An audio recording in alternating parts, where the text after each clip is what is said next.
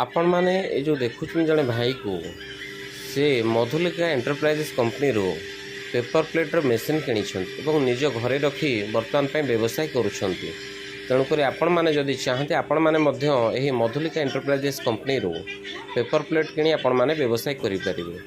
से मंथली 30 ରୁ 40 हजार टंका ये पेपर प्लेट व्यवसाय इनकम करें तेणुक आपण मैंने जदि बेरोजगार अच्छा